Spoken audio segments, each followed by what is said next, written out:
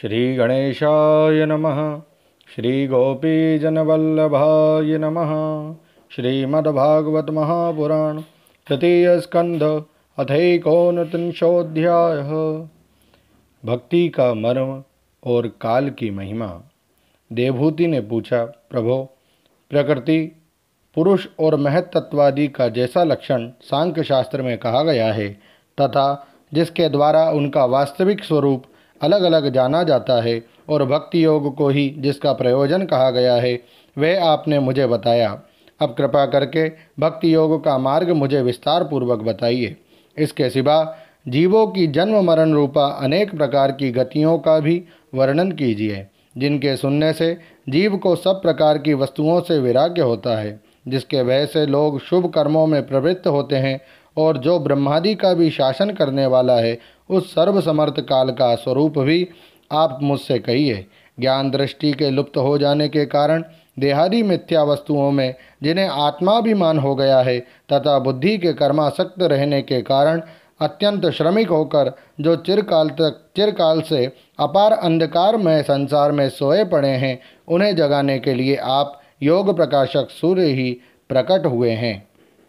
श्री मैत्रेय जी कहते हैं, कुरुश्रेष्ठ विदुर जी, माता के ये मनोहर वचन सुनकर महामुनि कपिल जी ने उनकी प्रशंसा की और जीवों के प्रति दया से द्रवीभूत हो बड़ी प्रसन्नता के साथ उनसे इस प्रकार बोले। श्री भगवान ने कहा, माता जी, साधकों के भाव के अनुसार भक्ति योग का अनेक प्रकार से प्रकाश होता है, क्योंकि स्वभाव और गुणों के भेद से मनुष्यों के भाव में भी विभिन्नता आ जाती है। जो भेददर्शी क्रोधी पुरुष हृदय में हिंसा, दंभ अथवा मात्सर्य का भाव रखकर मुझसे प्रेम करता है, वह मेरा तामस भक्त है। जो पुरुष विषय, यश और ऐश्वर्य की कामना से प्रतिमा आदि में भी मेरा भेदभाव से पूजन करता है, वह राजस भक्त है। जो व्यक्ति पापों का क्षय करने के लिए परमात्मा को अर्पण करने के लिए और पूजन करना कर्तव्य है, इस बुद्धि से मेरा भेदभाव से पूजन करता है, वह सात्विक भक्त है। जिस प्रकार गंगा का प्रवाह अखंड रूप से समुद्र की ओर बहता रहता है, उसी प्रकार मेरे गुणों के श्रवण मात्र से मन की गति का तेल धारावत अविच्छिन्न रूप से मुझ सर्वांतरयामी के प्रति हो जाना तथा मुझ पुरुषोत्तम में निष्काम और अनन्य प्रेम होना, ये निर्गुण भक्ति योग का लक्षण कहा गया है। ऐसे निष्काम भक्त दिए जाने पर भी मेरी सेवा को छोड़कर सालोक्य भगवान के नित्य धाम में निवास, सृष्टि भगवान के समान ऐश्वर्य भोग, सामीप्य भगवान की नित्य समीपता, सारूप्य भगवान का सा रूप और सायुज्य भगवान के विग्रह में समा जाना, मोक्ष तक नहीं लेते भगवान के विग्रह में समा जाना, उनसे एक हो जाना या ब्रह्म रूप प्राप्त कर लेना। तो सालोक्य, सृष्टि, सामीप्य, सारूप्य और सायुज्य मोक्ष तक नहीं लेते। भगवत सेवा के लिए मुक्ति का तिरस्कार करने वाला यह भक्ति योग ही परम पुरुषार्थ अथवा साध्य कहा गया है। इसके बाद पुरुष तीनों गुणों को लांघकर मेरे भाव को, मेरे प्रेम रूप अप्राकृत स्वरूप को प्राप्त हो जाता है। निष्काम भाव से श्रद्धापूर्वक अपने नित्य नैमित्तिक कर्तव्यों का पालन कर नित्य प्रति हिंसा रहित उत्तम क्रिया योग का अनुष्ठान करने, मेरी प्रतिमा का दर्शन, स्पर्श, पूजा, स्तुति और वंदना करने, प्राणियों में मेरी भावना करने, धैर्य और वैराग्य के अवलंबन, महापुरुषों का मान, दीनों पर दया और समान स्थिति वालों के प्रति मित्रता का व्यवहार करने, यम नियमों का पालन, अध्यात्म शास्त्रों का श्रवण और मेरे नामों का उच्च स्वर से कीर्तन करने से तथा मन की सरलता, सत्पुरुषों के संग और अहंकार के त्याग से मेरे धर्मों का, भागवत धर्मों का अनुष्ठान करने वाले भक्त पुरुष का चित्त अत्यंत शुद्ध होकर मेरे गुणों के श्रवण मात्र से अनायास ही मुझ में लग जाता है। जिस प्रकार वायु के द्वारा उड़कर जाने वाला गंध अपने आश्रय पुष्प से घ्राणेन्द्रिय तक पहुँच जाता है, उसी प्रकार भक्ति योग में तत्पर और राग द्वेषादि विकारों से शून्य चित्त परमात्मा को प्राप्त कर लेता है।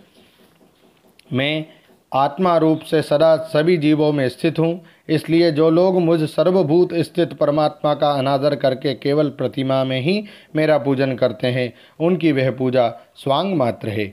मैं सबका आत्मा परमेश्वर सभी भूतों में स्थित हूँ। ऐसी दशा में जो मोहवश मेरी उपेक्षा करके केवल प्रतिमा के पूजन में ही लगा रहता है, वह तो मानो भस्म में ही हवन करता है। जो भेददर्शी और अभिमानी पुरुष दूसरे जीवों के साथ वैर बांधता है और इस प्रकार उनके शरीरों में विद्यमान मुझ आत्मा से ही द्वेष करता है, उसके मन को कभी शांति नहीं मिल सकती। माताजी, जो दूसरे जीवों का अपमान करता है, वे बहुत सी घटिया बढ़िया सामग्रियों से अनेक प्रकार के विधि विधान के साथ मेरी मूर्ति का पूजन भी करे तो भी मैं उससे प्रसन्न नहीं हो सकता। मनुष्य अपने धर्म का अनुष्ठान करता हुआ तब तक मुझ ईश्वर की प्रतिमा आदि में पूजा करता रहे जब तक उसे अपने हृदय में एवं संपूर्ण प्राणियों में स्थित परमात्मा का अनुभव न हो जाए। जो व्यक्ति आत्मा और परमात्मा के बीच में थोड़ा सा भी अंतर करता है, उस भेददर्शी को मैं मृत्यु रूप से महान भय उपस्थित करता हूँ।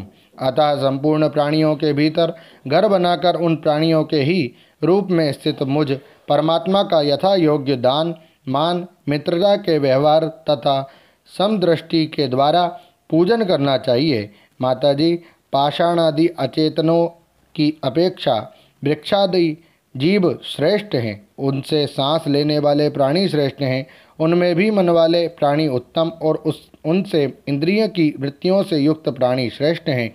सेंद्रिय प्राणियों में भी केवल स्पर्श का अनुभव करने वालों की अपेक्षा रस का ग्रहण कर सकने वाले मत्स्यादि उत्कृष्ट हैं तथा रसवेत्ताओं की अपेक्षा गंध का अनुभव करने वाले भ्रमरादि और गंध का ग्रहण करने वालों से भी शब्द का ग्रहण करने वाले सर्पादि श्रेष्ठ हैं। उनसे भी रूप का अनुभव करने वाले काकादि उत्तम हैं और उनकी अपेक्षा जिनके ऊपर नीचे दोनों ओर दांत होते हैं, वे जीव श्रेष्ठ हैं। उनमें भी बिना पैर वालों से बहुत से चरणों वाले श्रेष्ठ हैं तथा बहुत चरणों वालों से 4 चरण वाले और 4 चरण वालों से भी 2 चरण वाले मनुष्य श्रेष्ठ हैं। मनुष्यों में भी 4 वर्ण श्रेष्ठ हैं, उनमें भी ब्राह्मण श्रेष्ठ है। ब्राह्मणों में वेद को जानने वाले उत्तम हैं और वेदज्ञों में भी वेद का तात्पर्य जानने वाले श्रेष्ठ हैं। तात्पर्य जानने वालों से संशय निवारण करने वाले, उनसे भी अपने वर्णाश्रमोचित धर्म का पालन करने वाले तथा उनसे भी आसक्ति का त्याग और अपने धर्म का निष्काम भाव से आचरण करने वाले श्रेष्ठ हैं।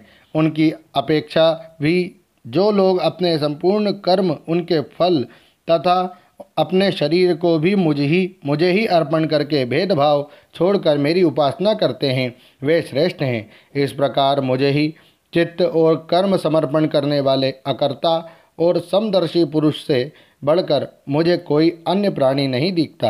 अतः ये मानकर कि जीव रूप अपने अंश से साक्षात भगवान ही सब में अनुगत है, इन समस्त प्राणियों को बड़े आदर के साथ मन से प्रणाम करें। माताजी, इस प्रकार मैंने तुम्हारे लिए भक्ति योग और अष्टांग योग का वर्णन किया। इनमें से एक का भी साधन करने से जीव परम पुरुष भगवान को प्राप्त कर सकता है। भगवान परमात्मा परब्रह्म का अद्भुत प्रभाव संपन्न तथा जागतिक पदार्थों के नानाविध वैचित्र का हेतुभूत स्वरूप विशेष ही काल नाम से विख्यात है। प्रकृति और पुरुष इसी के रूप हैं तथा इनसे यह पृथक भी हैं। नाना प्रकार के कर्मों का मूल अदृष्ट भी यही है तथा इसी से महत्त्ववादी के अभिमानी भेददर्शी प्राणियों को सदा भय लगा रहता है। जो सबका आश्रय होने के कारण समस्त प्राणियों में अनुप्रविष्ट होकर भूतों द्वारा ही उनका संहार करता है, वह जगत का शासन करने वाले ब्रह्मादि का भी प्रभु भगवान काल ही यज्ञों का फल देने वाला विष्णु है। इसका ना तो कोई मित्र है और ना कोई शत्रु और ना तो कोई सगा संबंधी ही है। ये सर्वदा सजग रहता है और अपने स्वरूप भूत श्री भगवान को भूलकर भोग रूप प्रसाद में पड़े हुए प्राणियों पर आक्रमण करके उनका संहार करता है।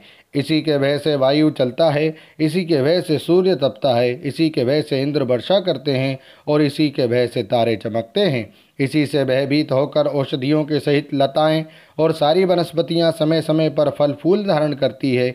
इसी के डर से नदियां बहती है और समुद्र अपनी मर्यादा से बाहर नहीं जाता। इसी के भय से अग्नि प्रज्वलित होती है और पर्वतों के सहित पृथ्वी जल में नहीं डूबती। इसी के शासन से यह आकाश जीवित प्राणियों को श्वास प्रश्वास के लिए अवकाश देता है और महतत्व अहंकार रूप शरीर का 7 आवरणों से युक्त ब्रह्मांड के रूप में विस्तार करता है। इस काल के ही भय से सत्वादि गुणों के नियामक विष्णु आदि देवगण, जिनके अधीन ये सारा चराचर जगत है, अपने जगत रचना आदि कार्यों में युग क्रम से तत्पर रहते हैं। ये अविनाशी काल स्वयं अनादि किंतु दूसरों का आदि करता उत्पादक है तथा स्वयं अनंत होकर भी दूसरों का अंत करने वाला है। यह पिता से पुत्र की उत्पत्ति कराता हुआ सारे जगत की रचना करता है और अपनी संहार शक्ति मृत्यु के द्वारा यमराज को भी मरवाकर इसका अंत कर देता है। ओम नमो भगवते वासुदेवाय। श्रीमद्भागवते महापुराणे पारमहंस्यां संहितायां तृतीय स्कंदे कापिलेयोपाख्याने एकोनत्रिंशोऽध्यायः। श्रीराधाकृष्णार्पणमस्तु। हरये नमः, हरये नमः, हरये नमः। जय श्री कृष्ण।